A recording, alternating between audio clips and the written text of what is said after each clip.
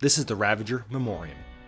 This is a series where I discuss popular ships that have been lost in the D&D RP series I do with space engineers called Outlands. What I discuss here, some of it is lore, but most of it actually happens in-game. If you want more information, check out the incredibly outdated pinned video on my channel, or just go on the Discord and check the README section, which has information regarding what you need to do to join or just figure out what exactly this series is. The Ravager battleship originally belonged to the First Fleet, part of the original fleet that arrived so many years ago when this system was established. Her and her sister ship, the Iron Will, were beacons and the hammer of the First Fleet might and dominance in the system. The ship herself, a Titan-class IMDC line, represents 5th generational battleships in this universe, with multi-layered armored defense, bulkheads, and armored CIC, durability, and a somewhat characteristically non-agile design. About 3 years before the event of Outlands, Captain Rotor, the captain of this vessel, alongside many defectors, defected, taking their ship, the Ravager, along with some other smaller vessels, but not before getting into a short skirmish with her sister ship, the Iron Will, severely crippling her. They would take this ship, the Ravager, and form an entire faction around her, the Riders. A semi-pirate, semi-raider, semi-freedom fighter organization mostly based around the Cantina, a former trade station turned HQ. Here they existed as a sort of refugee hub for all willing to join. While the Cantina and the surrounding civilian population had what one could consider an economy, the Rider faction still absolutely had supply issues and often would resort to raiding nearby civilian trade hubs, stations, and more for supplies. This eventually drew the wrath of the CDF, the Civilian Defense Force, who, as their name might imply, took some issues with civilians being attacked and or killed. Thus, we reach the events of Episode 4 of Outlands. The CDF, perhaps arrogantly so, or perhaps simply lacking the intel required, conducted a direct strike at the Cantina to eliminate this rider/pirate threat. And while the initial battle seemed to go somewhat in their favor, the Ravager, alongside a similar famous ship, the Oil, would turn the tide against the much lighter destroyer CDF-centric force in the first major naval combat in the system in multiple decades. From here, the cat was out of the bag.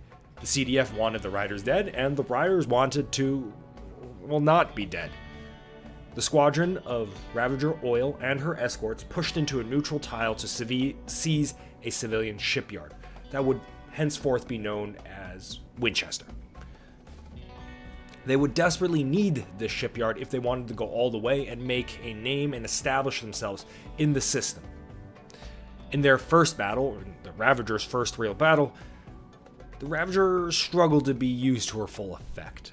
While the Riders would repulse the squadron, it was at great structural damage to both the battleship and the cruisers and her 2 destroyers. And this was against what effectively mounted to a very light squadron, 3 destroyers, 1 frigate. The follow-up battle was far more pitched as it represented a do-or-die moment. Hold the shipyard, and continue the battle, or continue their offensive, or fail and lose all momentum and be constricted to the Cantina, which was almost certainly death. And the Riders held. The Ravager, as is typical with her, had a slow start. But suddenly, she decided she had enough, and her crew, alongside a destroyer, the Outlander of the Outlander class, also a very famous vessel, carved through the CDF-like formation, bringing to bear their massive overmatch capability, crippling multiple vessels and destroying another, forcing the retreat, securing the shipyard for the Riders. And they would hold the shipyard for the rest of the war. Just under a month later, the Ravager was redeployed with the same squadron to assault a nearby tile. In a moment that would jokingly and cripplingly be called the Rotor maneuver.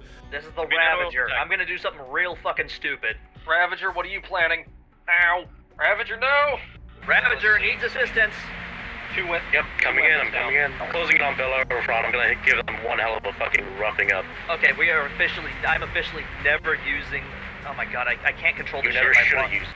Hit the second drive, just any direction. All out, I don't know what's going on right now. Aquino recomplying. Kermit, keep fire on it to the last minute. Outland incoming crash. The battle would turn astray. The Riders and the CDF were in a stalemate. Neither side really could make headway in this battle. The now Admiral Rotor, perhaps overestimating his ship's capability, perhaps misunderstanding the situation, just misunderstanding ship disposition, jumped his battleship by itself into the enemy lines, promptly getting wrecked. The results were obviously predictable. However, while any other ship would have been torn in half in a third of the time, the Ravager, armor and design was such that she survived an unreal level of punishment, and she would actually successfully escape. This level of punishment absorbing would be something the Ravager would be known for in her lifespan. So, while that battle was lost, the Ravager was not. However, this represented a major turning point. The Riders expected far more decisive victories against the CDF, and while they had initial success, their offensive had been utterly ground to the halt at this point against what effectively amounted to destroyers and frigates. Riders' tactics, maneuvers, and at this point their confidence was completely ground down. And because the Riders were not effectively able to break out their home tile and unable to score decisive victories against a smaller yet numerous force, resulted in Rider morale collapse, and faith in the Rider commander and admiral was completely depleted at this point, and the Riders had major infighting. However, before this war's conclusion, she had one more moment to shine, perhaps her brightest moment even. As the war drew on, new leadership emerged, and the beginnings of an EFN alliance meant they were finally actually able to try a renewed offensive.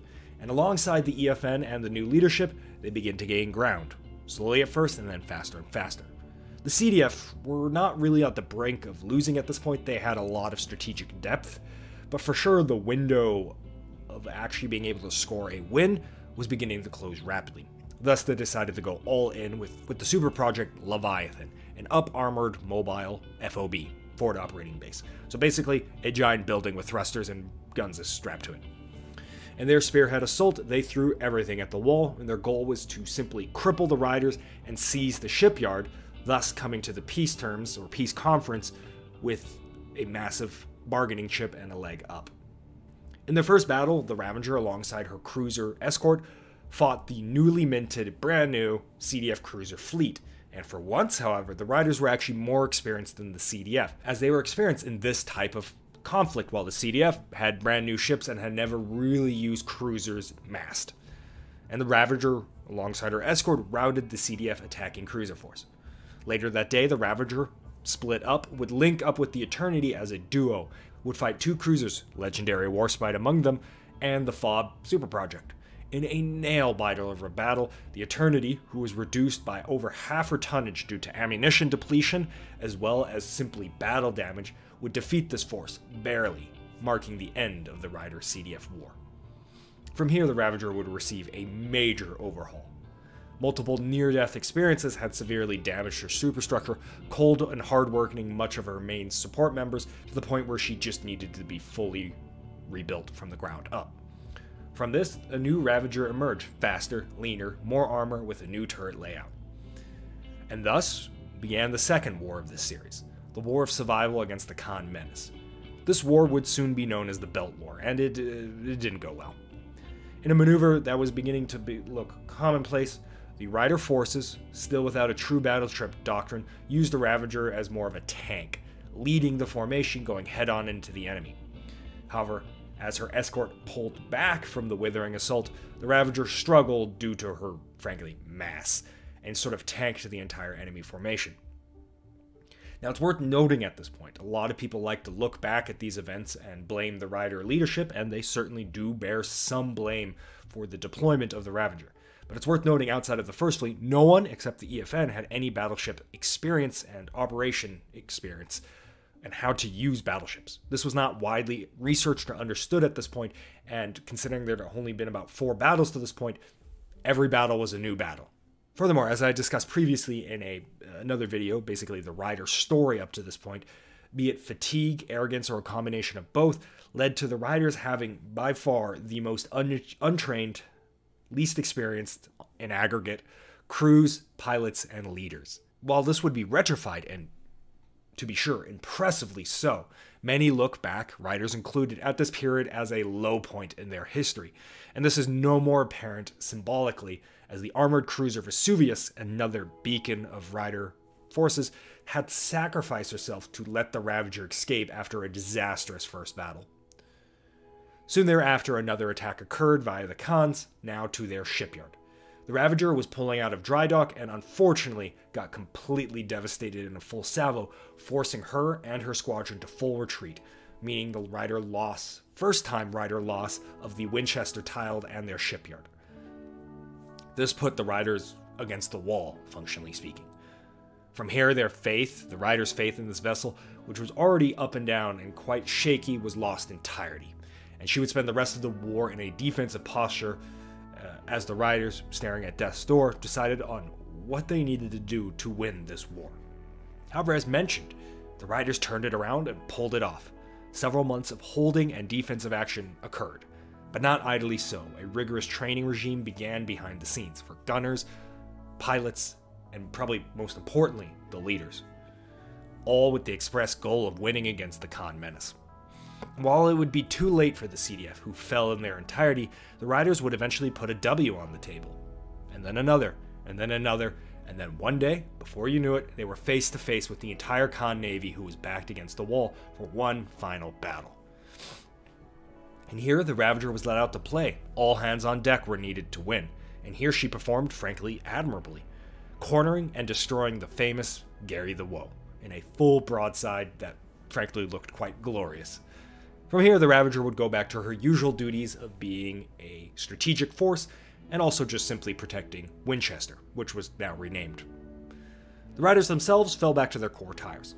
Having gone from a motley gang of pirates to the system's largest military power had put a serious strain on their infrastructure and their ability to continue to exist, so a reorganization had to occur.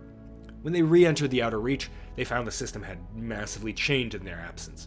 Multiple powers, several new battleships, and more. And for a while, the Riders could coexist in the system. However, it was clear the system was distinctly overcrowded at this point, and for reasons that will probably be discussed in a future video, the Riders went to war, now against the CPR. The Ravager, which was somewhat redeemed in their eyes, was the first to hit the field.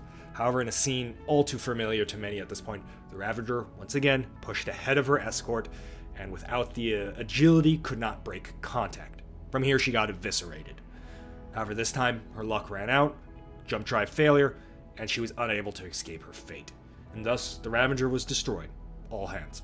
The Ravager, in a retrospect, was a weird vessel. The Ravager could be argued represented an aging ship in an era of modern fast attack battleships that existed in this quote-unquote meta or Outland series.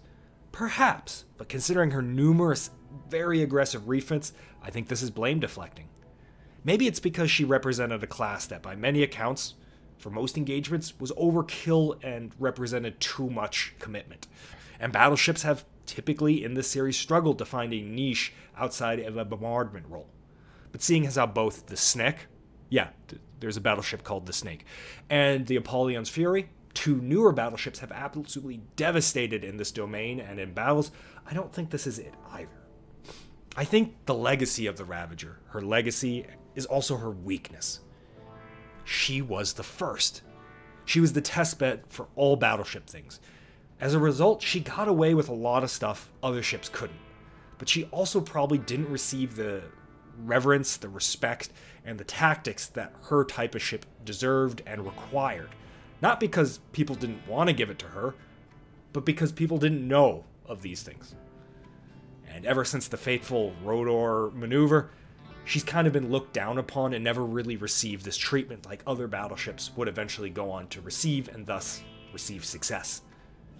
She really needed respect, training, and a doctrinal shift to function on the battlefield due to the unique aspects of battleships and their lack of mobility compared to other classes.